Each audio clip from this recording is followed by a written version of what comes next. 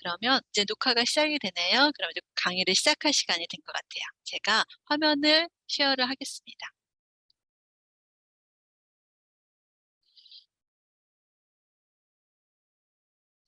네, 어, 오늘 주제는 정신건강과 영양입니다. 잠깐만요.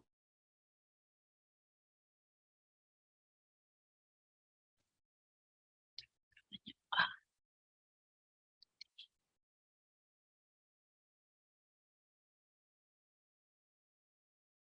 제 마우스. 네.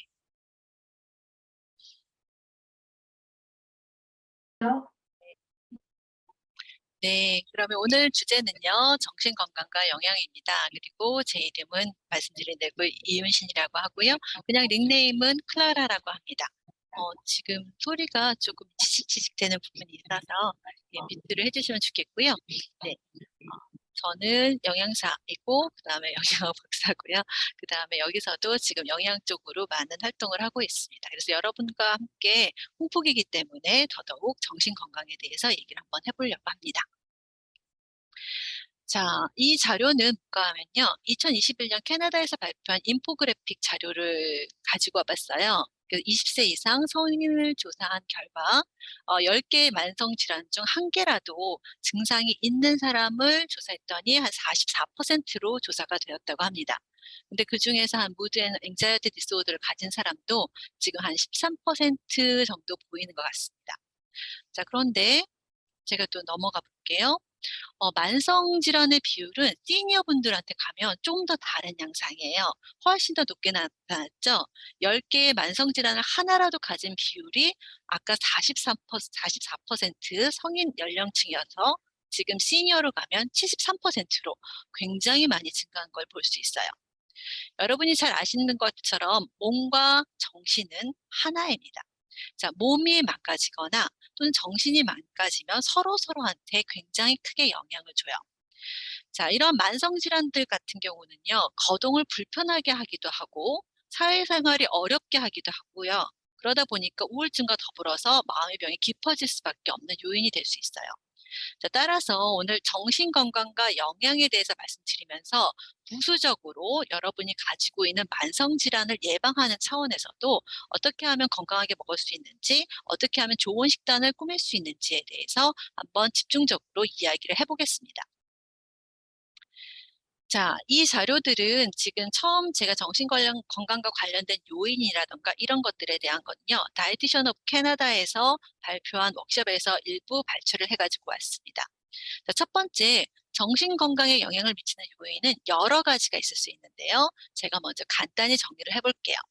자, 우선 체계적인 요인으로는요, 치료의 접근성이 용이한가, 용이하지 않은가에 따라서 정신 건강의 심화 정도, 정신 건강이 나빠지는 그런 정도가 훨씬 더 많이 관여를 한다고 하죠. 자, 사회적으로는 정신 건강이 좀 안 좋으신 분들의 많은 분들은 파이낸셜 이슈가 있으신 분들이 좀 많으세요. 그래서 집세를 낸다거나, 나 지금 당장 쫓겨나게 됐다거나, 또는 이런 안정되지 않은 거주 환경이 있을 때도 정신 건강이 훨씬 더 안 좋아지시고요. 또 갑자기 일을 하다가 해고를 당한다거나, 이제 코로나 같은 경우는 지금 일하는데 갑자기 이제 레이오프를 당하는 경우도 굉장히 많죠. 그리고 내가 점점 이제 조그만 돈으로 그다음에 살림을 꾸려나가야 하는 그런 상태에서는 스트레스가 굉장히 많이 올라가기 때문에 훨씬 더 정신적으로 핍박해지는 경우가 굉장히 많습니다. 그리고 교육의 질이라든가 교육 정도에 따라서도 이게 또 정신 건강에 영향을 미치는 요인이 하나가 될 수 있고요. 자, 또 하나는 생활 습관 요인입니다. 그래서 주로 이렇게 밖에 나가서 활동적으로 하시는 분들은 정신 건강을 유지하는 게 굉장히 많이 도움이 되는데 집에 가만히 앉아 계시는 특히 이제 시니어 분들 같은 경우는 다리도 불편하시고 여러 가지 이제 기운도 없으시니까 많은 분들이 집에서 많이 이렇게 앉아 계시는 경우가 많으세요. 자, 그러면 내가 뭘 이렇게 할 수 있는 영역이 점점 줄어드는 것 같고, 나에 대한 자존감이라던가 자신감이 없어지게 되고, 그러니까 무엇을 할 때 겁이 나고 불안하고, 이런 것들 때문에 정신 건강에 좀 더 안 좋아지는 경우를 많이 봤어요. 제가 일하는 기관이 시니어 퍼슨스, 그러니까 다시 말해서 시니어를 대상으로 하는 기관이다 보니까 코비드로 인해서 굉장히 많은 영향을 받았거든요. 특히 어머님들이 특히 노인 아파트 같은 경우에 사신 때는 거기가 완전히 봉쇄된 적이 있어서 가족도 못 만난 적이 있어요. 그랬을 때 정말 우울증이 많아지셔가지고 발런티어나 막 전화를 해서 좀 안부 전화도 드리고 그 안부 전화가 뭐라고 몇 번 전화를 해드리면 굉장히 해피해지시는 걸 볼 수 있었거든요. 자, 그래서 집에 가만히 있는 거. 예, 이것도 굉장히 정신 건강에 안 좋은 상태가 될 수 있고요. 자, 흡연은 우리 몸에 안 좋은 물질들을 굉장히 많이 독소가 되는 물질들을 많이 저장하게 되겠죠. 자, 그러므로 인해서 거기에서 염증이 생기고 질병이 생기고 만성질환으로 발전하면서 그것이 또 정신건강에 영향을 미칠 수도 있고요. 그 다음에 저는 영양사기 때문에 당연히 식사에 포커스를 맞추면 식사를 제대로 하지 않았을 때 우리한테서 부족되는 영양소로 인해서 온몸에 대사가 되지 않아요. 자, 대사가 되지 않는다는 얘기는 무슨 얘기냐 하면 우리 몸에 에너지를 충분히 줄 수가 없다는 거죠. 자, 그런 많은 것들이 또 정신 건강에 영향을 미치게 됩니다. 자, 그래서 이 세 가지 요인을 기본 요인을 쌓고 그 다음으로 넘어가서 그러면 정신 건강이 어떻게 그 우리의 영양 상태에 영향을 주는가에 대해서 한번 알아볼게요. 자, 정신 건강으로 인해서 정신 건강이 나빠짐으로 인해서 영양 섭취가 안 좋아지는 경우입니다. 먼저 식품을 살 만한 충분한 돈이 없어서 식품을 충분히 살 수 없고 그 다음에 내가 푸드뱅크 같은 데를 갔어요. 근데 거기서는 캔 푸드 같은 것들이 있고 프레시한 푸드는 별로 없어요. 자, 그러다 보니까 식품을 가지고 올 수 있는 식품의 질이 낮을 때 그래서 충분하게 영양분을 못할 때 그래서 문제가 생기는 경우도 있고요. 그 다음에 정신질환으로 인해서 약을 복용하시는 분들이 있죠.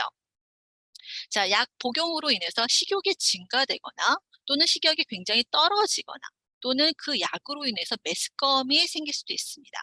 자, 그리고 또 설사나 복통 같은 것들도 있을 수 있고요. 이게 소화기관에 문제가 될 수도 있어요. 자, 그러니까 점점 먹는 것들이 두려워지거나 아니면 먹는 걸 꺼려해지는 경우도 있고요. 또 많이 먹었을 때는 또 약간의 길티한 필링이 들어가지고 내가 왜 그랬지? 또 그러면서 자꾸 자책을 하게 됩니다. 그래서 더 정신이 나빠질 수도 있고요. 자, 그리고 또 이렇게 세데이션 그 약물을 먹으면요, 우리가 이렇게 진정작용을 이렇게 너무 이렇게 그 우리의 이제 그런 것들을 이렇게 눌러주기 때문에, 그러면 만사가 좀 이렇게 사람이 늘어지기도 해요. 그러다 보니까 밥을 먹기가 싫어지기도 하고요. 만사가 귀찮아지기도 하고요. 자, 그러다 보니까 요리라던가 이런 것들은 하고 싶지도 않아지는 경우도 굉장히 많습니다. 그리고 또 이제 감정 기복이 생길 수도 있죠. 예, 감정 기복으로 인해서 폭식을 하거나, 예, 또는 또 안 먹거나, 예, 그런 경우도 있고요. 그 다음에 또 식사를 제한하는 행동이 또 반복될 수도 있습니다. 또 자기 바디 이미지가 굉장히 나빠서 충분히 괜찮은 체형인데 나는 너무 못생겼어. 나는 너무 뚱뚱해. 그러면서 계속 음식을 안 먹는 경우도 있고요. 그 다음에 스트레스를 먹는 걸로 푸시는 분들도 있잖아요. 자, 그래서 규칙적으로 먹지 않는 것, 그다음 너무 많은 양, 너무 적은 양. 자, 이런 것들이 모두 다 영양 결핍, 영양 지나친 과다로 돼서 그것으로 인해서 여러 가지 질병들이 만들어지는 경우가 있습니다. 자, 반대로 한번 생각을 해볼게요. 자, 영양 상태가 안 좋을 때 우리의 정신 건강에 영향을 미치는 경우, 당연히 그럴 수도 있죠.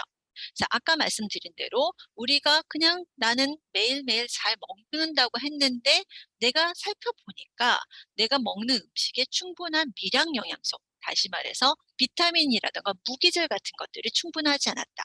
난 그냥 매일 밥, 국, 뭐 반찬 좀 먹었는데 좀 이제 우리가 바쁘게 살다 보면 또 그다음 몸이 자꾸 아프면요. 뭔가를 이렇게 다양하게 먹고 싶은 의욕이 없어져요. 그리고 쿠킹하는 것 자체가 많이 귀찮아져요. 자, 다른 것들은 우리가 뭐 하루에 한 번만 하면 됩니다라고 하지만 밥은 하루에 3번, 또 간식까지 챙겨 먹으려면 5번을 먹어야 되는데 얼마나 귀찮은 일이에요, 어떻게 보면. 자, 그래서 그냥 대충 먹자, 대충 먹자 그러다 보니까 똑같은 반찬을 계속 많이 만들어 놨다가 똑같은 반찬을 계속 먹는 경우도 있어요. 그러다 보면 우리 몸에 필요한 미량 영양소가 당연히 줄어들게 돼요. 자, 그리고 우리가 체내 염증이 굉장히 증가하면 여기저기 아프신 분들 많으세요. 특히 캐나다 겨울은 유난히 길고 이 동부 쪽 이제 밴쿠버가 아니라 이쪽 동부 쪽 이 토론토 같은 경우는요. 겨울이 길다 보니까 춥으면 이제 그 관절들이 또는 이렇게 뼈마디가 시리고 아픕니다. 자, 그리고 그런 염증들이 많아지면 우리가 잘 걷거나 뭔가를 하기에도 너무 페인이 나오고 아프기 때문에 우리가 좀 활동을 자제하게 돼요. 네, 그러다 보니까 기분이 가라앉게 되고요. 자, 그다음에 우리가 식이로 충분한 항산화제를 섭취하지 못하면요. 여러분 많이 들어보셨죠? 항산화제. 예. 그래서 무슨 뭐 딸기나 베리나 막 이런 거에 뭐 항산화제가 좋다. 아니면 우리가 먹는 뭐 영양제에서 항산화제가 굉장히 좋기 때문에 비타민 C를 먹어야 된다. 뭐 이렇게 얘기를 많이 하는데 그 항산화제입니다. 자, 항산화제를 충분하게 섭취하지 못하면요. 우리 몸의 대사 중에서 발생한 산화적 스트레스, 즉 산소가 그냥 우리 몸에서 이제 숨 쉴 때 다 이제 필요하게 쓰고 버려지는 게 아니라 어떤 산소들은 대사 과정에서 이상하게 전자를 하나 더 얻어가지고요. 아주 얘가 활성화가 돼서 우리 세포를 공격하기도 해요. 그럴 때 항산화제가 될 수 있는 비타민이라든가 또는 무기질 같은 것들이 걔네들을 아유, 아유, 아유, 너무 너희가 액티브 됐어. 좀 정신 차려라. 그러면서 전자를 하나 빼가지고 정신 차리게 해가지고 대사를 돌려서 내보내야 되거든요. 그래야지 우리 몸을 공격하지 않아요. 그런데 요것들을 방어해주는 영양소가 부족하니까 그것들이 우리 몸을 공격하고 그러면 공격을 당한 세포들은 염증을 만들어내요. 자, 그렇기 때문에 계속되는 악순환이 된 거죠. 자, 그리고 마지막으로는 장내 미생균. 자, 우리가 제대로 먹지 않으면요. 제일 먼저 탈나는 곳이 어디냐면 장입니다. 자, 장은요. 우리 몸의 면역의 70%를 관여를 해요. 굉장히 많은 퍼센트를 차지를 하고 있죠.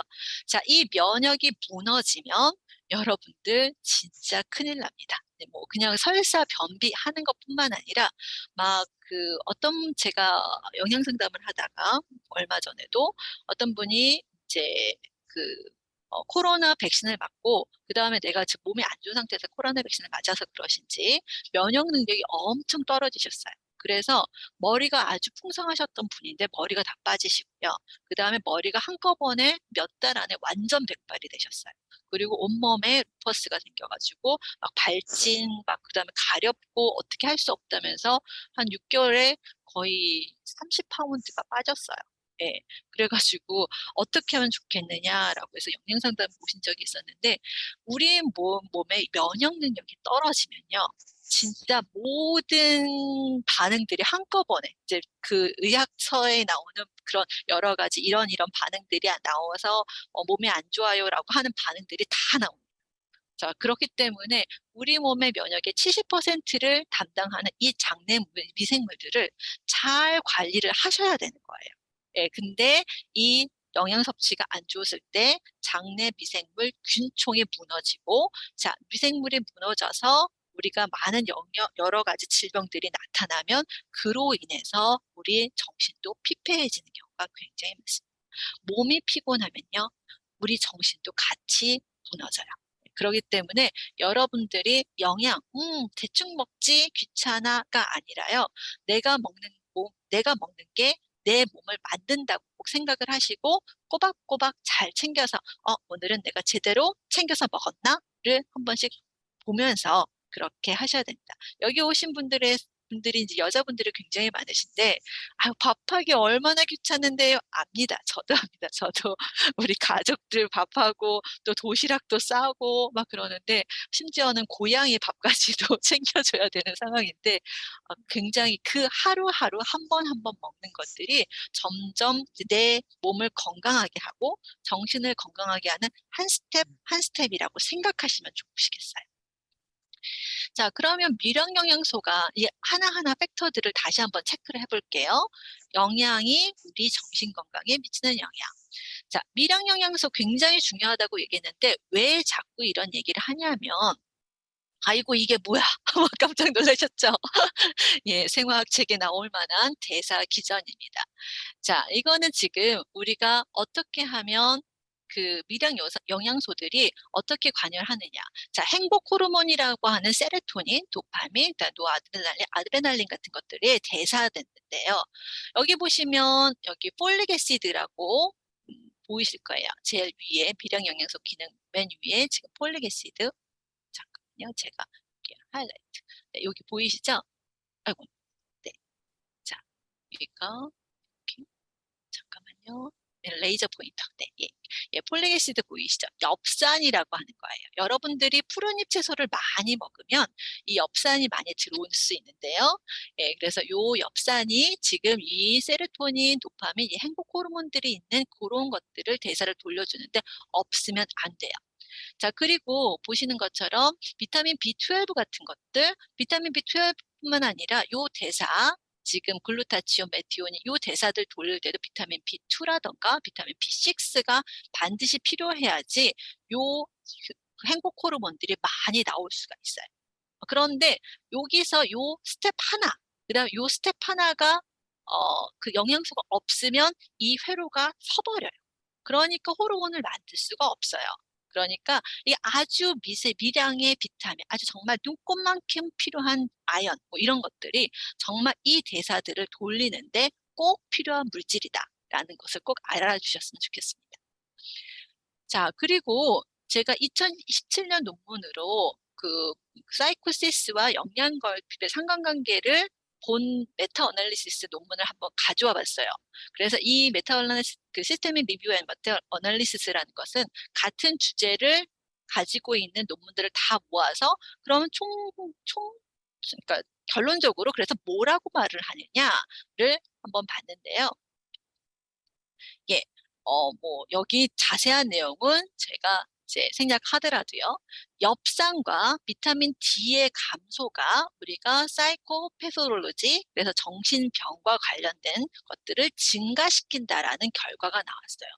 아이고, 진짜 엽산 조금. 자, 비타민 D, 여러분 영양제로 드셔본 분은 아실 거예요. 이렇게 스포이드로 한 드랍 딱 이거 1000 IU 정도 먹는 건데, 자, 요거가 부족을 했을 때는 정신질환이 증가한다라는 결론이 이 28개의 논문에 합쳐서 나온 결론이에요. 그러니까, 어, 정말 영양소가 정신 건강하고 연결이 되어 있구나라고 생각하시면 되겠고요. 자, 그러면 어떻게 먹어야 해? 뭐 엽산도 먹어야 되고 비타민 D도 먹어야 되고 비타민 B도 먹어 뭐 B2, 뭐 B6 아까 말씀하신 것 같은데 어떻게 먹지? 아유, 간단합니다. 그냥 여러분 식탁에 무지개가 뜨면 됩니다. 예, 그래서 여러분들이 아까 말씀드렸던 그 일양 영양소들은 어디 있냐면 야채와 과일에 주로 많이 있어요. 그런데 색깔이 다양할수록 더 많은 미량 영양소, 비타민과 무기질을 드실 수 있는 거예요. 만약에 나는 딸기를 좋아해. 딸기만 계속 드시면 딸기에 있는 비타민 C는 있지만 우리가 보통 그 항산화제가 될 수 있는 뭐 셀레늄이라던가 그런 것들은 또 부족할 수가 있어요. 그럴 때는 이런 베리류를 같이 첨가를 해주시면 더 좋으시겠고요. 네. 자, 또 한 가지 자세한 것들을 한번 보여드릴게요. 자, 색깔별로 하는 기능이 약간 다릅니다. 자, 흰색 채소는 기본적으로 심혈관 질환에는 다 좋아요. 왜냐하면 심장이나 혈관을 깨끗하게 해주는 것들은 다 색깔 있는 야채와 과일입니다. 자, 그런데 특히 흰색 채소 같은 경우는요, 우리가 콜리플라워라던가 또는 뭐 이제 무라던가 또는 버섯이라던가 양파라던가 자, 또는 갈릭 자, 요런 것들은요, 우리가 면역 능력에 굉장히 좋습니다. 그리고 노란색은요, 여러분 여기 보이시죠? 눈 보이시죠? 여기 눈. 예, 노란 색깔 음식을 먹으면요, 특별히 뭐 심혈관 질환은 당연히 다 좋고요, 눈에 좋아요. 그래서 우리가 눈이 좋아지려면 당근 먹어라라고 하는데요. 당근, 베타카로틴이 굉장히 많아요. 그리고 여기 보시는 것처럼 뭐 펌프킨 같은 것들이 있고요. 자, 그런데 당근 같은 경우는 조심하실 게 하나 있어요. 왜냐하면 당근은 비타민 C를 분해시키는 이제 분해시켜서 없애버리는 아스코르비나제라는 것들이 있어요. 그래서 여러분들 그 야채 주스 같은 거 만들 때, 녹즙 같은 거 만들 때 막 케일을 막 갈면서 그다음에 그 당근도 비타민이 많다고 했지? 그 당근도 같이 드시면 케일에 있는 비타민 C를 다 없애버려요. 그러니까 당근을 어떤 야채나 과일에 섞을 때는요, 당근을 약간 살짝 삶거나 살짝 볶아서 그 비타민 C 분해 효소를 죽여 놓은 상태에서 섞어주면 괜찮은데, 그냥 다른 거랑 같이 갈아서, 야채를 갈아서 또는 당근이랑 같이 갈아서 또는 당근과 또 과일을 같이 갈아서 그렇게 드시는 건 비타민 C 측면에서는 별로 좋지 않습니다. 그러니까 그거는 기억해 주시면 좋겠고요. 자, 빨간색은요. 심장의 색깔 같잖아요. 이 빨간색은 확실히 심혈관 질환에 좋고요. 그 다음에 보라색 같은 경우는 뇌 건강에 훨씬 더 도움이 된다니까 한번 생각을 한번 해보시면 좋겠고요. 여성들이 조금 약간 자궁이 좀 안 좋다거나 그럴 때도 이 보라색 야채나 과일은 또 좋습니다. 그리고 초록색은 언제나 좋죠. 그렇죠? 자, 초록색은 우리가 눈에도 좋고 면역에도 좋고 그다음 심혈관 질환에도 좋고 다 좋습니다. 자, 그러면 이번에는 아까 네 가지 요소 중에서 지금 뉴트리언트에 대한 이야기 했고요. 그다음 인플라메이션, 염증과 우울증에 대한 이야기를 한번 해볼게요. 뭐 이런 목표가 너무 부담스러우실지도 모르겠지만 간단하게 말씀드릴게요. 자, 지금 면역 능력이 떨어지면요. 면역 능력을 떨어지게 하는 요인이 스트레스나 어떤 병원균이라던가 그 다음에 안 좋은 시기가 세 가지 요소가 있어요. 자, 요런 것들이 우리 몸에 있는 장내 균총을 변화시키고요. 자, 그것들에 의해서 우리가 모는 병원균을 하고 싸울 수 있는 장의 균이 충분하지 않아요. 자, 그랬을 때는 염증 세포가 굉장히 많이 늘어나고요. 그냥 스트레스나 병원균 자체도 염증 세포를 굉장히 많이 올려줍니다. 자, 그리고 이게 굉장히 이제 그 점점 염증 세포가 많아지면 우리가 굉장히 우리 몸을 도리어 공격하는 그렇게 그래서 이걸로 인해서 많이 디프레션이 되는 그런 것들이 지금 반복이 되는 거죠. 그리고 이 사회를 조정할 수 있는 조절 인자가 하나 있어요. 그래서 염증을 잡아주는 뭐 안티 인플라메이션 그런 에이전트라던가 또 엑서사이즈 운동을 하시면 염증 세포들이 좀 주는데 그때 다이어트를 항산화제가 많이 들어있는 다이어트 우리가 야채, 과일, 레인보우 컬러 자 그런 걸 먹어주면 염증 수치를 줄여줄 수 있어요. 그런데 그거를 잡지 못해주면 이렇게 염증으로 인해서 더 우울증이 생기는 경우가 생길 수 있다고 합니다. 그래서 이 사이클이 굉장히 나빠지는 거죠. 점점 더 나빠지게 되면 우리가 정신적으로 더 우울해지고 더 이렇게 가라앉게 되는 겁니다. 그래서 염증 세포를 잡아라. 어떻게? 좋은 영양식으로 어떻게? 야채와 과일 여러 가지 색깔 있는 걸 드시면서 잡아주시면 더 좋겠습니다. 자, 하버드 대학에서 이렇게 발표했어요. 염증을 잡아주는 음식 리스트 보이세요? 자, 첫 번째는요, 안티 인플라메이션 푸드라고 해서 토마토를 잡았고요. 두 번째는 프루트, 어떤 프루시도 좋습니다. 딸기, 블루베리, 오렌지, 체리, 어떤 프루시도 좋습니다. 자, 그 다음에 견과류예요. 자, 그래서 저는 영양 상담할 때 간식, 스낵을 짤 때 반드시 넛을 넣습니다. 견과류를 넣는데요. 견과류는 많은 영양소가 그 작은 몸집에 집약되어 있어요. 자, 그러다 보니까 얘가 만약에 척박한 환경에 이 씨앗이 떨어졌을 때 자랄 수 있게 지방도 많이 가지고 있습니다. 그래서 혹시 심혈관 질환을 가지고 계신 분들은 간식으로 견과류를 먹되 골프공 사이즈 이상으로 더 드시면 안 돼요. 네. 그리고 또 한 가지 말씀드릴 것은 넛 중에서 제일 큰 넛, 일명 브라질 넛이라고 하는 게 있어요. 굉장히 커요. 자, 그건 하루에 하나 또는 두 개만 드셔야 해요.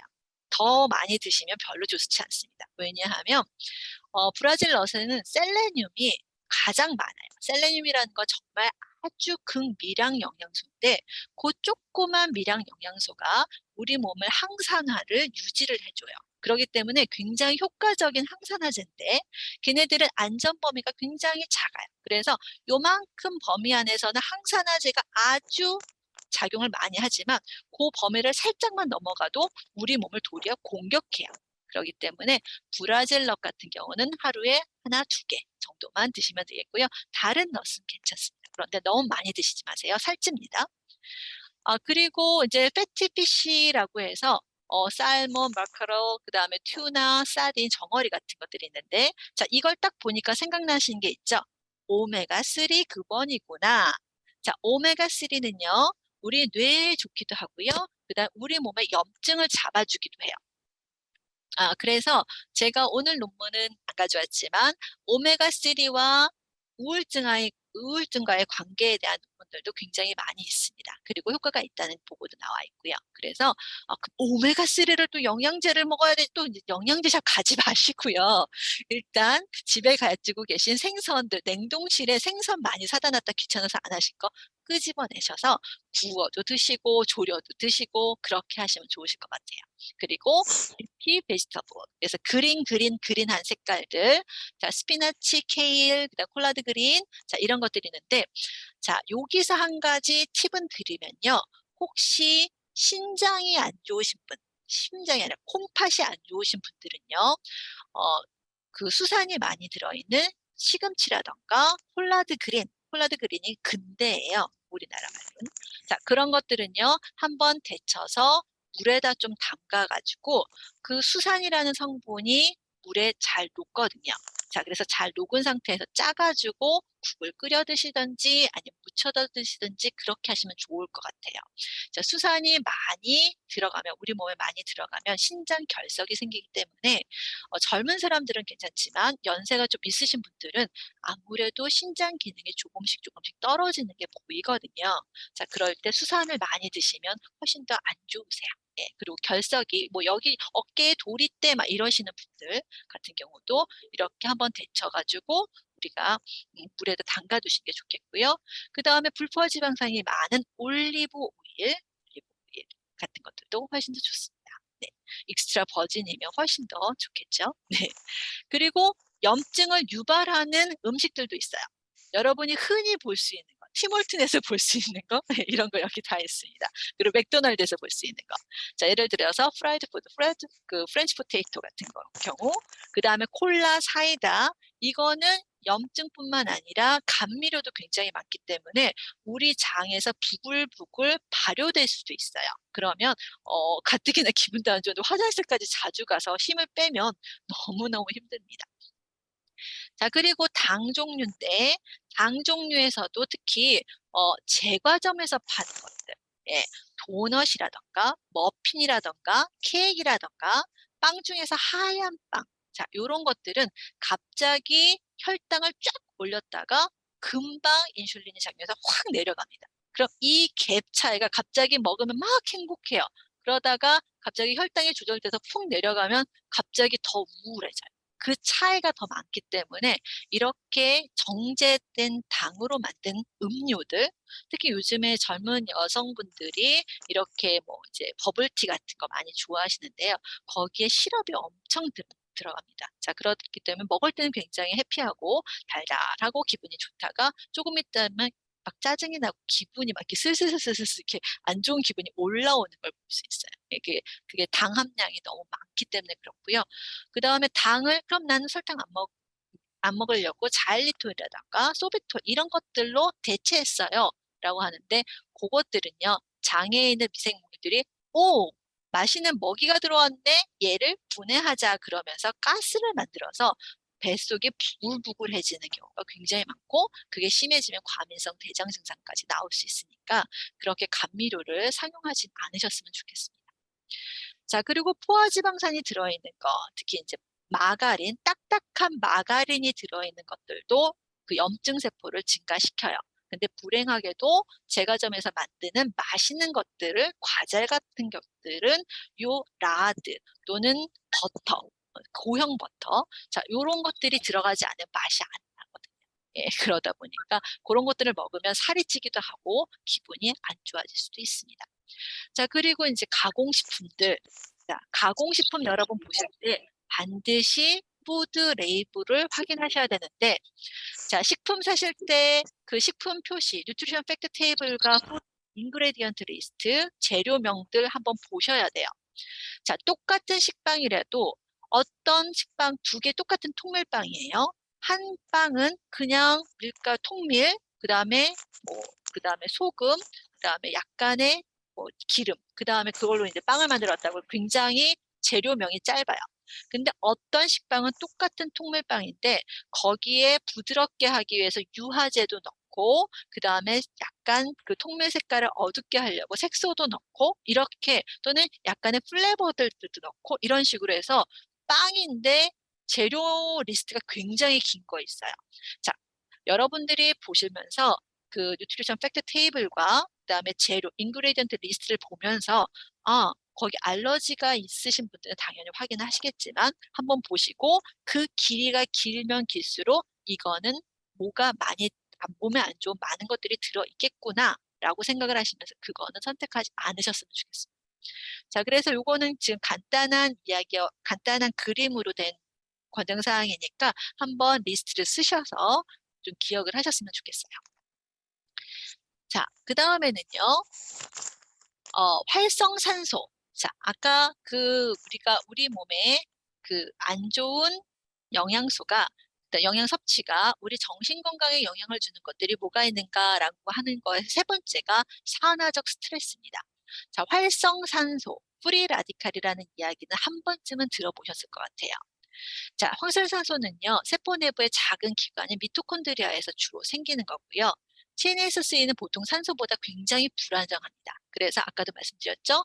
얘네들이 대사 과정에서 많이 생기는데 우리 몸에 있는 항산화제들이 걔네들을 덮어줘가지고 우리가 편안하게 우리 몸을 공격하지 않게 하는데 그러지 못한 경우는 우리 몸을 공격하고 염증세포가 심해지고 그로 인해서 우리가 정신적으로 피폐해지는 그런 악사이클이 좋지 않은 사이클이 돌아간다는 얘기를 할 수 있고요.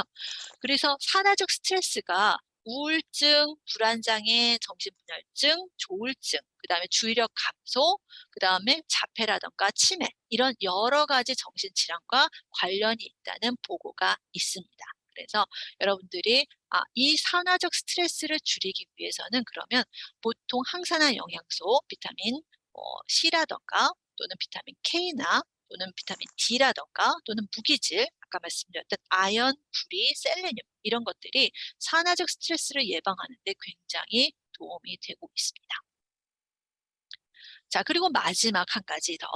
자, 장내 미생물들. 자, 우리 몸에는요,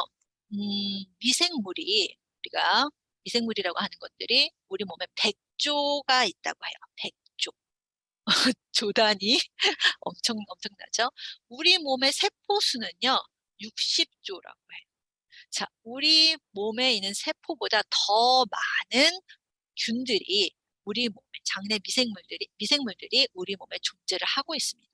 자, 그렇기 때문에 이 미생물을 잘 다루지 못하면 당연히 우리 세포들이 힘들어지게 돼요. 자, 정신건강과 면역의 상호작용이 굉장히 주목을 받고 있는데요. 면역의 70%를 장내 미생물들이 차지한다고 말씀드렸습니다. 자, 그래서 정신건강과 장내 미생물의 관계가 아주 활발하게 연구가 되고 있는데, 자, 첫 번째 장내 미생물들은요, 우리 장 내벽을 보호를 해주고요. 자, 두 번째는요, 우리 몸에서 사이토카인이라는 것을 생성합니다. 자, 이거는 면역세포 중에 하나인데요. 감염이라던가 다시 말해서 혈액을 만드는 거, 조직을 회복시키는 거, 세포 성장에 관여하는 인자입니다. 그래서 장내 미생물이 무너지면 당연히 사이토카인도 떨어져서 면역력이 떨어지게 되겠죠. 자, 그리고 뇌신경 생장인자라는 것들에도 영향을 주는데요. 신경을 성장시키고 발전시키는 요인들에 관여를 한다고도 합니다. 그리고 지금 HPA 엑시스라고 했는데 하이포탈라믹 피튜이터리 아드레널 엑시스라고 해서 시상하부와 하수체 그다음에 부신 요 축을 담당하는 건데요. 자, 시상하부와 뇌하수체, 부신 사이의 상호작용을 관여하는 건데요. 이 경로가 코르티졸 같은 생성 같은 것들도 초래를 하고요. 그다음 이것이 안정화돼야지만 장내 미생물들이 우리 몸을 지켜줄 수 있다. 라고 하고 있습니다. 자, 그러면 우리 몸에 있는 장내 균총을 잘 유지하기 위해서 무엇이 필요할까를 알아봤더니 첫 번째는요, 식이섬유소예요. 우리가 프리바이오틱, 왜 프리라는 것은 사전이라는 뜻인데 왜 프리라는 얘기가 들었을까? 자, 우리 장내 균총을 균총이 잘 자라나게 하기 위해서는요, 일단 장이 깨끗해야 돼요. 자, 식이섬유소는요, 우리 몸의 장들을 또는 심지어는 혈관까지도 깨끗하게 해주는 기능이 있어요. 자, 식이섬유소는 두 가지 종류가 있어요. 물에 녹는 수용성 식이섬유소와 물에 녹지 않는 불용성 식이섬유소. 자, 물에 녹는 식이섬유소, 수용성 식이섬유소는요, 사과 같은 데에 들어있는데 걔네들은 혈관으로 들어가서 우리 혈관에 있는 아까 말씀드렸던 활성산소, 노폐물, 그 다음에 콜레스테롤, 그 다음에 너무 많이 넘쳐나는 당들을 잡아서 버려줘요. 자, 그렇기 때문에 혈당이 높으신 당뇨병이 있으신 분들 같은 경우는 저는 식이섬유소를 권장을 합니다. 자, 식이섬유소를 어떻게 먹느냐? 지금 여기 그림에 있는 것처럼 제일 많이 식이섬유소가 들어있는 음식이 뭐냐면 콩 종류예요. 비인이라고 하는 거. 콩 종류는 아주 많이 식이섬유소가 들어있고요. 그 다음에 당연히 야채와 과일도 당연히 많겠죠. 그리고 견과류에도 굉장히 많습니다. 그래서 씨앗 같은 콩이나 견과류를 드시면 식이섬유소를 많이 먹는 거다라고 생각을 하시면 훨씬 더 좋겠고요. 그 다음에 여러 가지 색깔, 과일, 야채는 당연히 드셔야 되겠고요. 자, 그 다음에 프로바이오틱. 뭔가와 싸우는 거죠. 그죠? 프로바이오틱이에요. 자, 프로바이오틱은 많이 드실 거예요. 왜냐하면 영양제로 굉장히 많이 귀에 익숙하실 텐데요. 자, 우리 몸에 좋은 균을 우리가 프로바이오틱이라고 해요. 자, 아까 100조의 미생물이 우리 몸에 있는데 특히 장에는요, 세 가지 종류의 균이 있어요. 우리 몸에 좋은 유익균, 우리 몸에 나쁜 병원균, 그리고 이쪽도 아닌 중간에 있는 균인데, 유익균이 그 세력이 커지면 거기에 붙어서 같이 가고요. 그 다음에 병원균이 커지면 거기에 묻어서 가는 중간에 서 있는 균들이 있어요.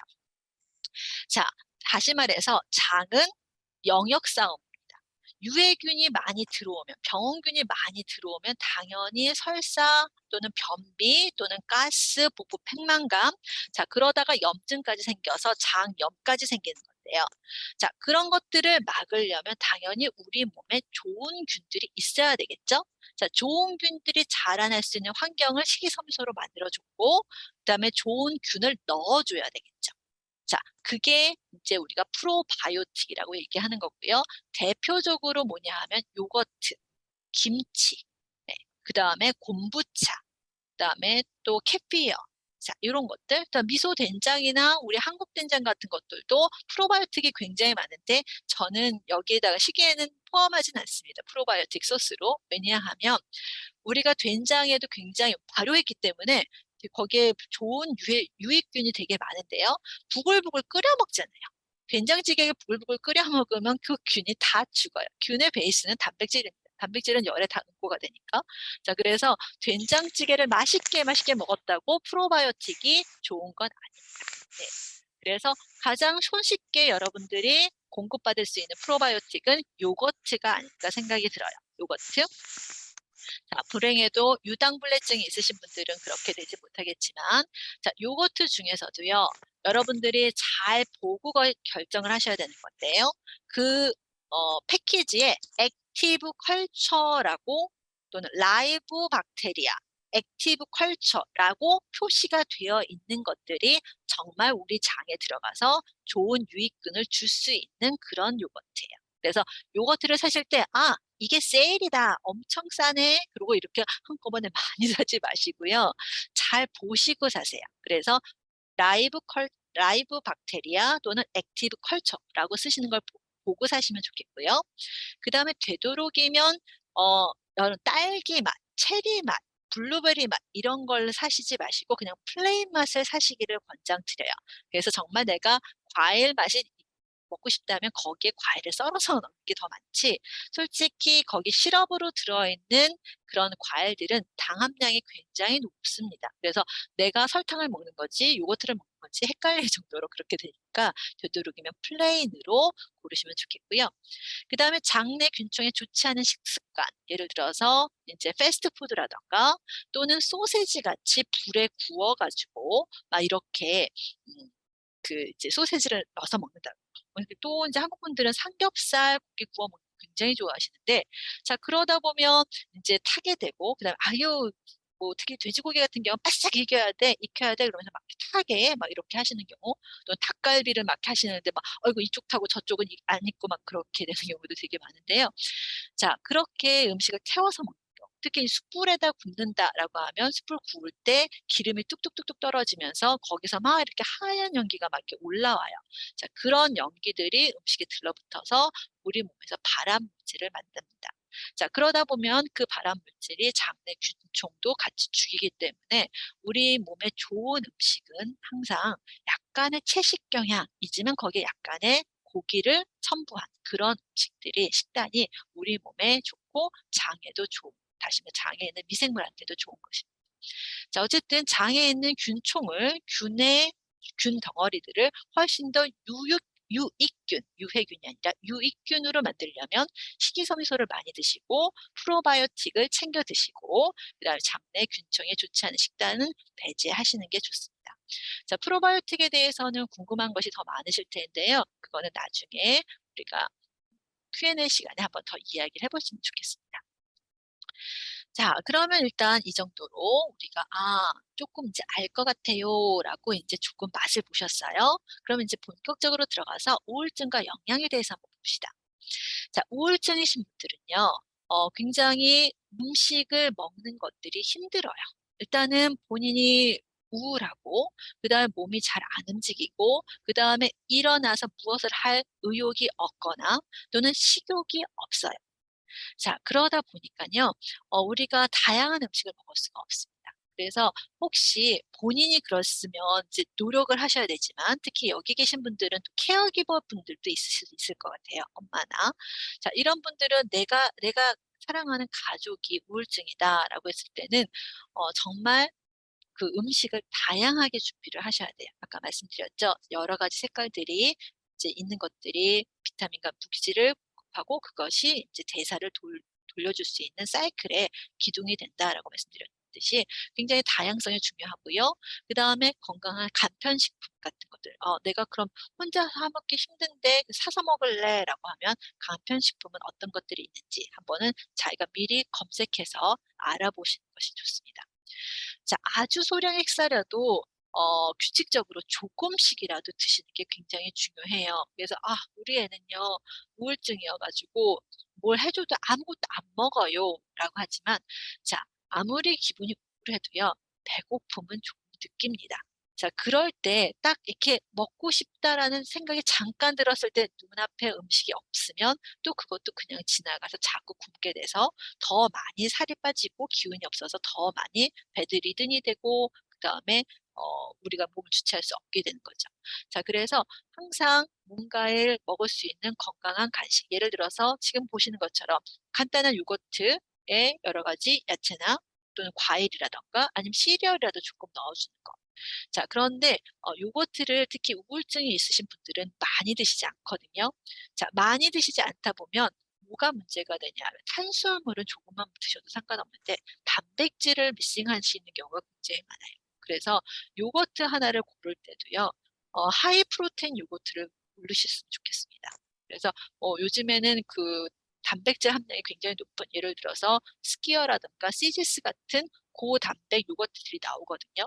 굉장히 뻑뻑하지만 지금 보시는 것처럼 과일 같은 것들을 조금 썰어 넣어서 이렇게 섞어 드시면 먹을 만하십니다. 자 그래서 요런 것들. 아니면 '아 나 지금 요리 정말 하고 싶지 않은데 내일 아침에 먹을 게 없네.'라고 하시면 우유에다가 오트밀이라도 그냥 이렇게 부어 놓으세요. 그리고 냉장고에 놓으면 아침에 걔가 이렇게 포리지처럼 이렇게 부풀어 가지고 이렇게 떠 먹을 수 있는 상태가 됩니다. 자 그런 것들도 한번 간단하게 시도를 해 주시면 좋겠고요. 네. 그리고 우울증에 좋은 음식. 리스트입니다. 그래서 현미 같은 경우는 감정 기복을 줄여주는 효과가 있다고 하니까 흰쌀보다는 현미로 바꿔주시면 훨씬 좋겠고요. 자, 그다음에 감자는 생각보다 이 녀석이 우리가 서류라고 해서 이런 감자 고구마라고 하는데 감자는 비타민 C가 생각보다 굉장히 많아요. 예, 그래서 무심피질 호르몬 생산을 촉진하기 때문에 스트레스로부터 우리를 지켜주는 예, 영향이 있습니다. 그래서 비타민 B도 많고 비타민 C도 많은 감자 못생겼지만 그래서 이런 거 불안, 초조, 스트레스가 있을 때 훨씬 더 도움이 될 수 있으니까 감자 같은 것들도 사용해 보시면 좋겠고요. 자, 그다음 시금치도요. 신경 안정에 효과가 있다고 해요. 자, 그리고 현기증이나 두통 있으신 분들도 시금치가 좋은데 아까 말씀드렸듯이 신장이 안 좋으신 분들은 물에 데쳐서 물에 담가놨다가 먹는 거 기억하시고요. 자, 오메가3가 있는 붉은산 생선 이런 것들 살몬이라든가 튜나라든가 자, 이런 것들도 굉장히 좋습니다. 그래서 세로토닌을 분비하는데 도움이 되기 때문에 오메가3를 좀 많이 드시면 좋겠고요. 고등어, 청어 이런 것들도 좋다고 합니다. 그래서 아니면 나 그거 막 이렇게 손질하고 이거 너무 귀찮아요라고 하면 깡통도 괜찮은데요. 캔으로 된 거 좋은데 저 같은 경우는 튜나를 고를 때, 참치를 고를 때 굉장히 이게 눈을 크게 뜨고 안경 이렇게 하고 보는데 알바코스 튜나라는 튜나가 있어요. 알바코스 튜나. 자, 알바코스 튜나는 튜나 중에서 굉장히 크고요. 그다음에 바다 깊숙한 곳에서 살아요. 튜나도 종류가 여러 가지예요. 큰 튜나가 있고 참치가 있고 조그만 참치가 있어요. 근데 알바코스 튜나는 크기가 굉장히 크고요. 다이티션 오브 캐나다에서도 알바코스 튜나는 조심해라라고 하는데 왜냐하면 나비나 수온 같은 게 많이 이렇게 축적되죠. 왜냐하면 크다 보니까 많은 바다 밑속에서 작은 생선이나 다른 것들을 많이 잡아먹게 되죠. 그리고 수온이나 낙 같은 데 이렇게 바다 밑속에 많이 가라앉아 있잖아요. 그렇기 때문에 큰 알바코스 튜나는 사지 마시고요. 그다음에 특히 이제 우울증이 있는데 내가 이제 체형이 좀 부정적인 상황이다라고 생각을 하시면요. 튜나를 고르실 때 워터 베이스로 사세요. 거기 보통 기름에 담궈 있는 튜나도 있고요. 워터에 담겨 있는 튜나도 있어요. 그래서 저는 그 물에 들어있는 스냅잭이라던가 이런 식으로 좀 작은 튜나를 골라서 요리를 해주는 경향이 있습니다. 예, 그래서 여러분들이 그거는 좀 아셨으면 좋겠어요. 자, 그 다음에 호두도요. 오메가3 지방산이 많고 호두뿐만 아니라 다른 견과류들도 예를 들어서 아몬드, 그 다음에 캐슈넛, 그 다음에 또 브라질넛, 그 다음에 마카다미아, 또 뭐가 있죠? 또 헤즐넛, 예, 개암이라고 하죠. 헤즐넛. 꼬꾸리 영감님이 깍 깨물어서 도깨비를 쫓았다는 예, 헤즐넛 같은 것들도 오메가3 지방산이 많으니까 간편한 스낵으로 내 몸에 있는 염증 세포도 줄이고 기분을 좋게 하시려면 견과류 스낵으로 한 번쯤 하루에 한 번쯤은 꼭 챙겨 드시면 좋겠습니다. 얼만큼 탁구공 사이즈만큼 그렇게 많이 드실 필요 없으세요. 많이 먹으면요 속이 굉장히 갑자기 확 불러져요. 왜냐하면 얘가 식이섬유소가 엄청 많기 때문에 조금 먹었는데 나 점심 먹었는데 왜 이렇게 배부르지? 알고 보니까 조금 전에 견과류를 드셔서 그래요. 그러니까 그런 것들은 기억하시고요. 자, 그리고 이렇게 큰 접시에다가 이렇게 주면요. 특히 나는 좀 체형에 대한 바디 이미지가 안 좋아서 나는 자꾸 살을 뺄 거예요. 우울증 가시는 분들에서 그런 분들이 굉장히 많으신데요. 자, 그럴 때는요. 체중 검사를 위해서는 작은 접시를 좀 사용을 해서 우리가 이게 충분히 많이 네가 먹고 있어라는 자, 이렇게 되는 거 하고 그다음에 이렇게 작은 접시에 있으면 충분히 나 이렇게 먹을 수 있으니까라고 생각을 할 수 있기 때문에 네, 그래서 요렇게 담으시는 것도 한 가지 팁입니다. 자, 그래서 좋은 음식을 준비하는 것뿐만 아니라 어떤 용기, 어떤 그릇을 선택하느냐도 그 얼만큼 먹이느냐에 굉장히 많은 영향을 줍니다. 그래서 별거 다 해봅니다. 식기도 바꿔보고, 그 다음에 요리 방법도 바꿔보고, 특히 너무 오랫동안 안 먹어가지고 식욕이 떨어져서 갑자기 뭘 먹고 싶은데, 그럴 때 지방이 있는 음식을 많이 먹잖아요. 그러면 훨씬 더 많이 소화가 안 돼요. 자, 그럴 때는 제일 먼저 이제 죽 같은 거, 콘지라든가 이런 것들 부드럽게 넘어가는 것부터 시작을 하셔야지 우리 장을 달래고 그 다음에 이제 갑자기 매운 거 갑자기 이제 나 이제 지금 힘을 낼 거예요. 약이 잘 들어요. 정신 그 멘탈 메디케이션이 잘 들어서 이제 밥을 먹을 거예요. 그래도 마라탕을 먹으러 가시면 큰일 납니다. 위가 다 이렇게 뒤집어지기 때문에 좋지 않습니다. 자, 그리고 시카고 러시 대학 연구 보고팀이 얘기했는데요. 비타민 B6와 비타민 B12 섭취가 우울증과의 상관관계가 있다는 것을 얘기했고요. 엽산을 포함한 비타민 B가 우울증 발병 위험을 감소시키는 효과가 있다라고 얘기를 하고 있어요. 자, 비타민 B는 굉장히 우리 몸에 좋습니다. 자, 비타민은 시리즈가 굉장히 많아요. 비타민 B1, B2, 뭐 B3 굉장히 많은데요. 자, 문제는요. 또 이 비타민 B를 너무 과잉 섭취했을 때도 문제가 생깁니다. 자, 비타민 B는요. 보통 어디에 있냐면 동물성 식품에 굉장히 많아요. 돼지고기에 훨씬 더 많아요. 그래서 저는 권장을 할 때 돼지고기에 뭐 종교적으로 이슈가 없으시다면 쇠고기보다는 돼지고기를 훨씬 더 권장을 합니다. 왜냐하면 조직이 부드러워서 소화가 어려우신 분들은 훨씬 더 쇠고기보다 소화가 쉽고요. 그 다음에 비타민 B군이 쇠고기보다 훨씬 더 많이 있어요. 예, 그렇기 때문에 이 그 고기를 먹으면서 거기에 들어있는 비타민 B군이, 특히 티아민, 비타민 B1이 소화 흡수를 도와주기까지 하기 때문에 저는 돼지고기를 권장을 합니다. 잘 익히셔야 되지만. 자, 비타민 B군. 요즘은 또 비타민 B 컴플렉스라고 해서 영양제로도 되게 많이 파는데, 무조건 영양제는 단위수가 높은 게 좋은 거야. 그래서 뭐, 비타민 B 컴플렉스 100mg. 그래서 모든 것들이 뭐 100라도 들어. 아니면 이걸 50mg짜리로 사야 되나? 막 영양제 앞에서 되게 많이 고심을 하시는데, 저는 그렇게 하이 도주로 드시는 걸 권장하지 않아요. 자, 뭐든지 영양소는 하이 도즈가 되면 그게 남아있을 경우 그게 도리어 우리 몸을 공격하기 때문에 약간 모자란 듯, 그다음에 약간 충족된 듯 이런 식으로 가야지 너무 하이 도즈로 가시면 안 됩니다. 항산화제 굉장히 좋지만 그걸 너무 과잉 복용을 하시면 도리어 우리 몸을 더 공격할 수도 있어요. 그러니까 너무 뭔가를 많이 드시지 마세요. 한 가지 여담으로 제가 코로나 때 영양제 쪽도 많이 이렇게 들어봤는데요. 코로나 때 일단 그 비타민 C 완전 모든 영양제 샵에서 동이 나서 그 영양제 회사에서 그 물량을 다 만들지 못했어요. 자, 그래서 만약에 비타민 C 그 영양제가 들어오면 완전히 그 카트째로 막 다들 가져가는 그런 사태도 벌어졌는데, 왜냐하면 그때 한 가지 뭐 이런 인스타나 여러 가지 그런 SNS에 비타민 C를 많이 먹으면 코로나가 예방된다라는 그런 것 때문에 난리가 났었죠. 예. 그런데 문제는 비타민 C 메가도즈를 하시는 분들이 있으세요. 가끔 가다. 자, 이런 분들이 한 가지 위험한 거는 신장 결석의 위험성이 굉장히 높습니다. 예, 그래서 무조건 뭐든지 과용하시면 안 돼요.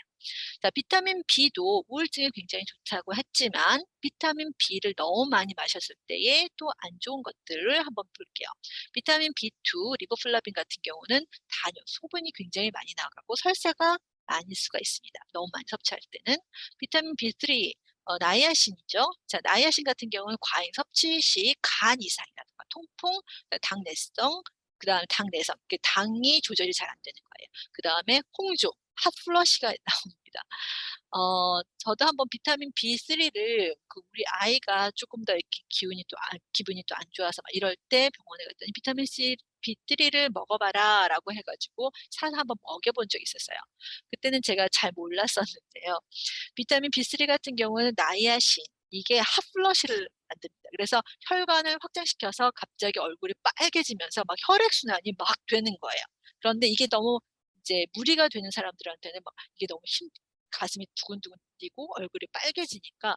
자, 그래서 보통 그랬을 때는 정말 잘 얘기를 해줬어야 되는데, 나이아시나마이드라고 해서 비타민 B3 종류인데 핫플러시가 없는 것들이 있어요. 그래서 이제 영양제를 사실 때도 노 플러시라고 하고 그런 마크가 있는 것들, 자, 그런 걸로 사시면 훨씬 더 편하실 것 같습니다. 그래서 비타민 B3C는 우리가 보통 뭐 단백질, 뭐 돼지고기라던가 또는 야채, 과일에서도 당연히 섭취할 수 있지만 만약에 영양제로 드신다면 핫플러시를 조심하셔야 된다는 거고요.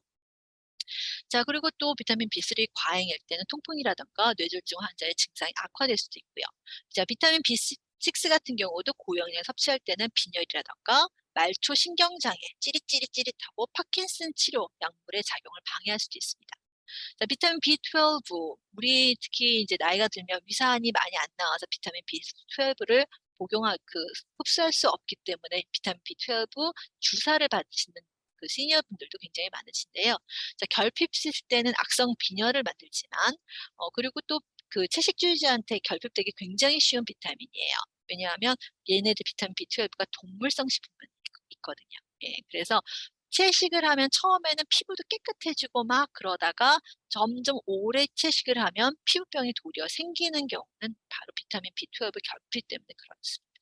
자, 근데 너무너무 많이 섭취했을 때는 발진이 생길 수 있기 때문에 항상 뭐든지 적당히 드시는 것이 권장됩니다.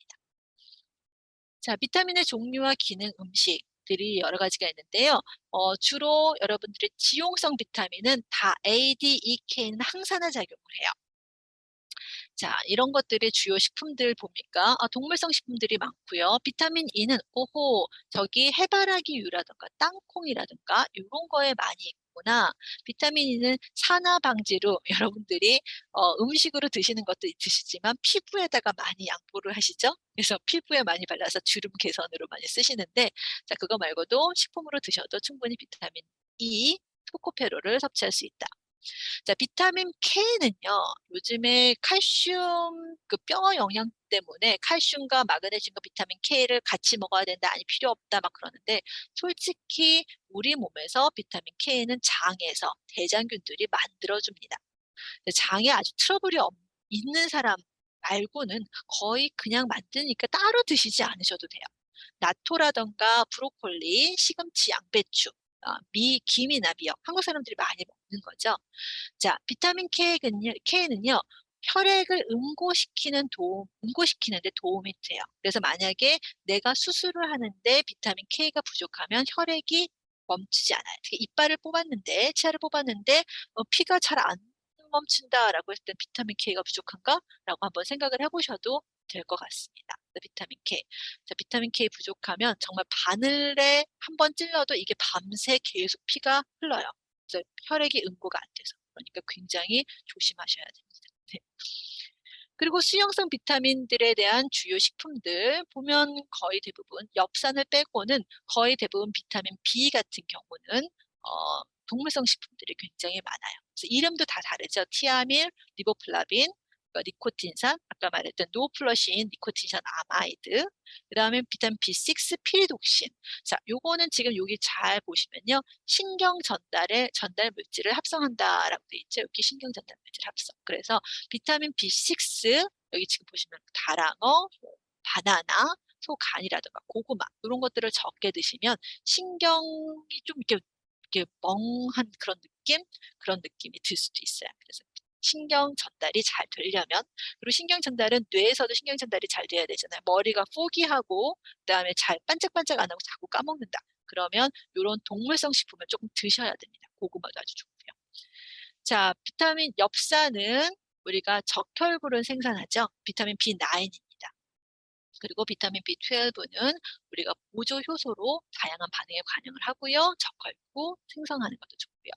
자, 머리 빠지는데 많이 먹는 비오틴, 비타민 H라고도 하고요.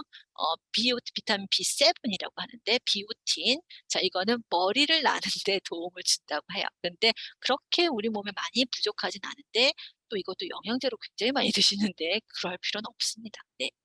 그다음에 비타민 B5, 판토테닉 애시드, 이거 다 탄수화물, 단백질, 지방 대사에 관여하는 거고요. 자, 아시다시피 비타민 C는 우리 피부 좋게 하는 콜라겐, 그다음에 관절에도 또 관절을 지탱하는 그런 연골이라든가 이런 거 만들 때도 비타민 C가 필요하지요. 자, 그리고 항산화제로 역할을 하는 것들 보시는 것처럼 야채, 과일이 메인 포인트입니다. 자, 이번에는 무기질을 한번 가볼게요. 자, 무기질도 칼슘은 뼈 이렇게 생각을 하시는데요. 결핍이 되면요, 이렇게 마그네슘하고 같이 눈 옆이 이렇게 달달달달달 떨리는 그런, 그다음에 손이 이렇게 경련되거나 또는 이렇게 잘 안 펴지는 그런 것들도 칼슘 부족으로 됩니다. 근육의 수축과 이완에 관여하기 때문에 그렇고요. 자, 이는 그렇게 부족하지 않습니다. 특히 신장이 아주 나쁘신 분들은 이 포타시움, 그러니까 포스포러스를 굉장히 주의해야 되지만 일상적으로 우리는 이거를 따로 음식으로 먹지는 않습니다. 자, 나트륨은 다 아시는 거고요. 자, 칼륨, 인체의 삼투압, 수분 편향에 조절을 하는 거고요. 자, 마그네슘. 자, 마그네슘 굉장히 많이 이렇게 근육이 뭉치 이렇게 저녁에 잘 때 leg cramp 하면서 쥐나는 거. 자, 그건 마그네슘 부족일 경우가 굉장히 많습니다. 마그네슘은 근육을 풀어주거든요. 그리고 기분을 이렇게 편안하게 만들어주는 것 중에 하나가 또 마그네슘이에요. 근데 너무 마그네슘 많이 드시면요. 또 이렇게 그 신장에 무리가 될 수도 있고요. 그래서 또 이렇게 약간 너무 축 처지는 경우도 있기 때문에 마그네슘 함량을 잘 조절하시면 좋겠고요. 그다음에 저녁에 자기 전에 약간 우유 한 잔을 마시고 자면 수면이 잘 되는 것도 우유에 있는 마그네슘 함량 때문에 그렇습니다. 그래서 수면을 도와주는 것도 마그네슘이라고 보시면 되겠어요. 자, 다량무기질 권장량 보시면 칼슘인 나트륨, 칼륨, 마그네슘. 다른 것보다 제가 보니까 제가 상담하시는 분의 거의 대부분은 마그네슘 영양제를 드시더라고요. 자, 그런데 지금 어퍼 리미트 지금 보면 의약품으로 우리가 이렇게 또는 영양제로 섭취할 수 있는 최대 한도가 캐나다에서 어떻게 정했냐면 350mg이에요. 그런데 여러분들이 보통 이제 영양제 샵에 가시면요. 400mg이라고 해서 파는 파우더로 팔아요. 왜냐하면 캡슐 안에는 400mg이 안 들어가거든요, 마그네슘이. 그래서 캡슐 폼은 제일 하이 도즈가 200mg이에요.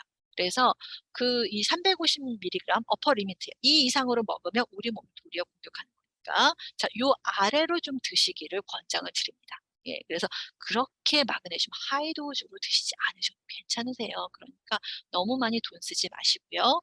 그다음에 적절하게 자기 몸에 맞는 영양제도 고르시는 현명함이 좀 필요하실 것 같습니다. 자, 그리고 지금 각각의 급원 식품들도 보여드렸어요. 지금 인이나 나트륨 보실 필요가 없고요. 이건 넘쳐나서 문제가 되는 거고요. 마그네슘은 아까 마그네슘, 칼슘은 거의 비슷합니다. 우유, 치즈, 콩, 견과류, 브로콜리나 시금치 이렇게 푸른잎 채소들이 좀 많이 가지고 있어요. 그래서 옛날에 상추 먹고 소고기 먹고 나면 왜 이렇게 병든 자식처럼 졸리냐 막 그러는데 마그네슘 때문에 그렇게 졸리신 거예요. 네, 다 이유가 있습니다. 자, 밀양 무기질도 제가 가지고 왔는데요. 특히 요즘에 각광을 받는 것이 아연이에요. 특히 아연 같은 경우는 제가 롱텀 케어 센터에서 영양사 실습을 할 때 많이 봤는데 자, 이렇게 계속 누워 있으면 살이 좀 이렇게 물러지면서 욕창이 생기죠. 자, 그럴 때 이렇게 빨리 새살이 돋아나고 회복을 시키는데 영양사가 처방하는 게 비타민 C와 아연입니다. 그래서 어디가 다쳐서 살이 좀 이렇게 끼고 또 상처가 나고 이랬을 때는요, 아연 섭취가 굉장히 도움이 될 수 있어요.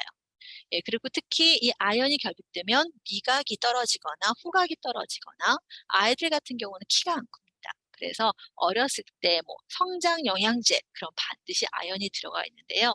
자, 얘는 미량 무기질이어서 그렇다고 아연을 많이 막 먹는다고 그렇게 좋아지는 건 아니기 때문에 적당량만 드시면 좋겠고요. 특히 이제 목이 간질간질하시고 자꾸 기침이 나고 약을 먹어도 잘 안 낫는다 그러면 다른 약 드시지 마시고요. 그 아연이 들어있는 사탕들이 있어요. 그 징크 드랍스라고 하는 그런 사탕들이 로젠진이라고 하죠. 자, 그런 것들을 이렇게 입에 빨고 있으면 기침이 쏙 들어가요. 네, 그래서 아연 같은 경우는 면역 능력을 높여주는 데 굉장히 도움이 되겠고요. 그다음에 이제 코로나하고도 또 관련된 영양소 중에 하나가 이 아연입니다. 자, 또 아연과 구리, 이거 구리도 챙겨 먹어야 되나요? 막 그러는데 그럴 필요 없습니다. 아연과 구리는 흡수 경로가 똑같아서 서로 경쟁을 해요. 그래서 아연이 많이 들어가면 구리가 조금 이렇게 떨어지는데 우리 몸에서 구리가 부족하는 경우는 별로 없습니다. 그러니까 구리는 너무 신경 쓰지 마시면 좋겠고요. 자, 셀레늄 같은 경우도 얘는 항산화 영양소로 굉장히 중요한데 옛날에 중국에서 사람들이 갑자기 이렇게 흙을 먹는 거예요. 그래서 왜 그러지 하는데 보니까 흙 속에 셀레늄이 있었을 때 이 사람들의 혈중 셀레늄 농도가 굉장히 낮았어요.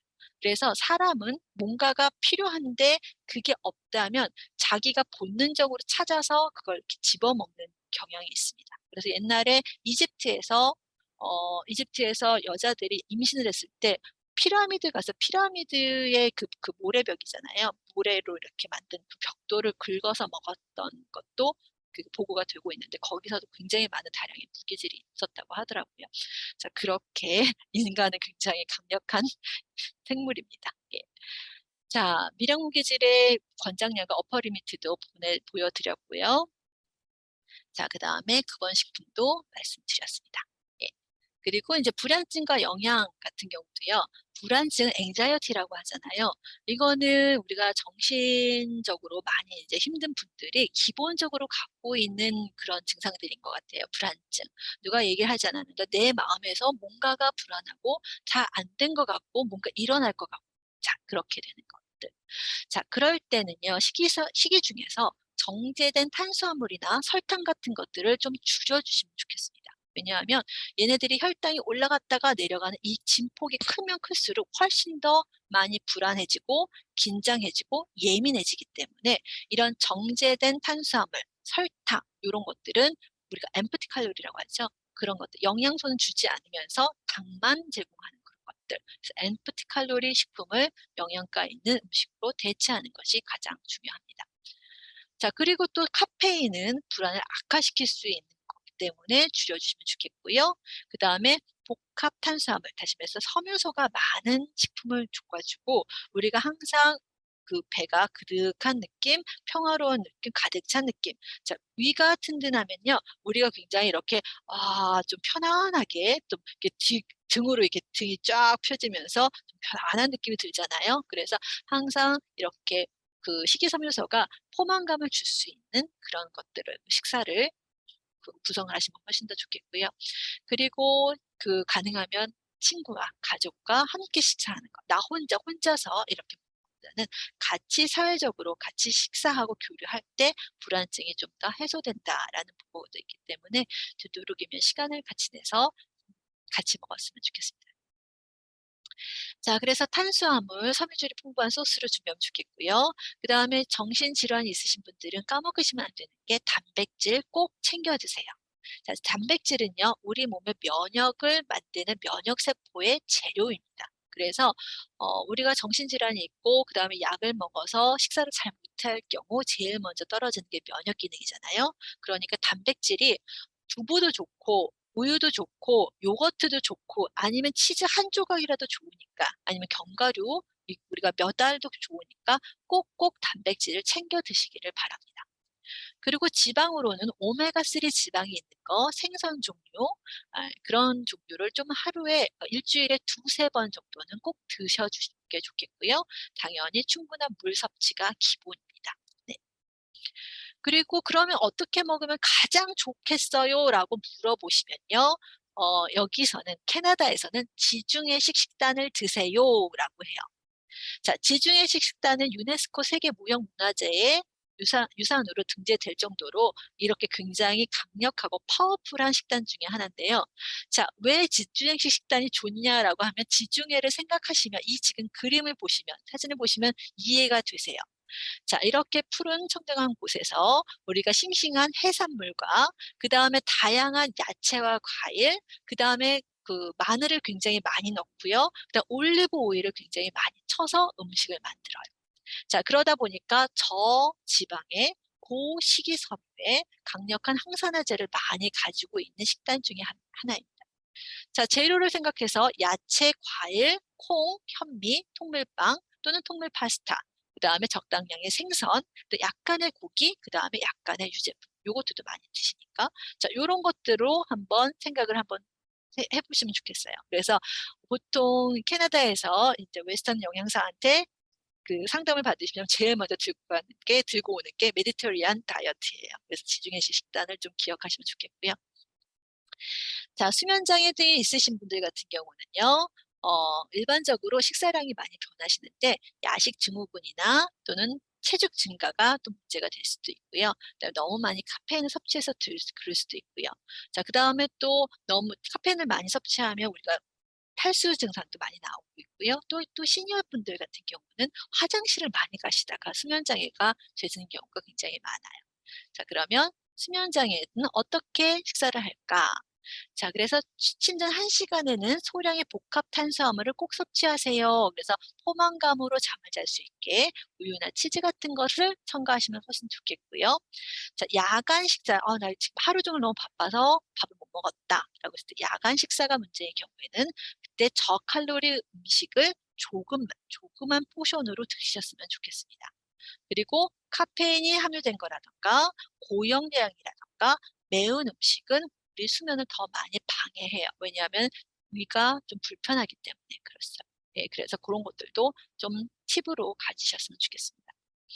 자, 그리고 이제 거의 이제 끝나가는데요. 식욕부진. 자, 아무리 영양사가 얘기해도 나는 입맛이 없어요. 라고 하면 말짱 도루묵이잖아요. 자, 식욕부진의 원인은요, 후각 미각 기능이 떨어지는 거예요. 그래서 잡단맛이나 단맛에 대한 감각이 감소돼서 식욕부진이 있으신 분들이 만약에 먹는다 그러면 계속 나도 모르게 소금을 계속 치세요. 아니면 아이고 왜 이렇게 밍밍해? 커피가 너무 밍밍해. 그래서 설탕을 계속 넣으시는 분들이 있으세요. 자, 후각이나 미각 기능이 저하돼서 그렇고요. 식욕을 돋구는 호르몬이 감소돼서 그래요. 그리고 기본적으로 위가 움직이면서 지금 위에 음식이 들어왔으니까 이거를 잘 소화하고 그다음에 식욕을 땡기게 해야 되는데 위 기능이 안 좋으면 특히 다이어트해서 조금씩 먹어서 위가 쪼그라들면요. 더 식욕 부진이 돼서 살 빼는 사람은 계속 살 빼고요. 살찌는 사람은 계속 살찝니다. 그래서 너무 적게 먹지 않도록 하시는 것도 중요하고요. 또 인제 식욕 부진의 원인이 되는 게 입이 마르시는 분이 있어요.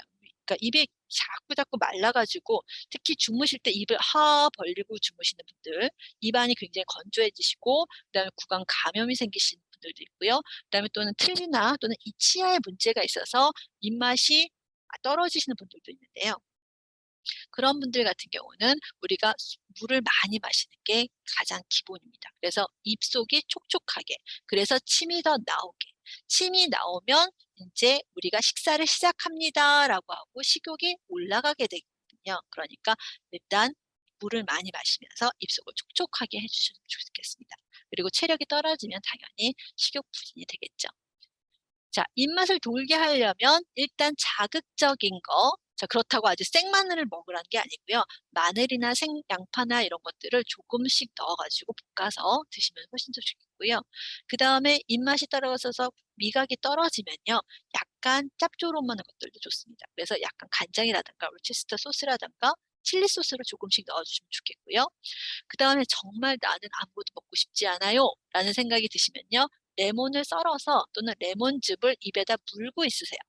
레몬 한 조각을 입에다가 아침마다 이렇게 물고 있으면 우리가 침이 나오면서 입맛이 돌게 됩니다. 네. 그리고 고기 요리 같은 경우는 후추나 허브 같은 것들을 써서 향을 더 좋게 하시고요. 그다음에 단백질은 부드러운 걸로 지금 보시는 것처럼 부드러운 걸로 하시면 좋겠고요. 입맛이 굉장히 쓰다. 그렇게 생각될 때는 레몬 주스나 라임 주스를 물에 타서 마시는 것도 좋습니다. 자, 그리고 제철 음식 먹는 거, 여러 가지 색깔 음식 먹는 거, 자, 그런 것들도 굉장히 도움이 될 수 있고요.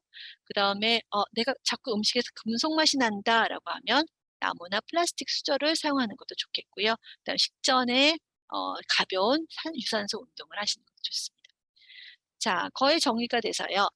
면역과 식습관 부분, 지금 아까 말씀드렸던 면역 관련 영양소, 비타민 A, B1, 6, C, D, 아연, 요오드, 뿌리, 엽산, 셀레늄, 단백질 요것들이 충분히 있어야지 우리의 면역도 증가될 수 있습니다.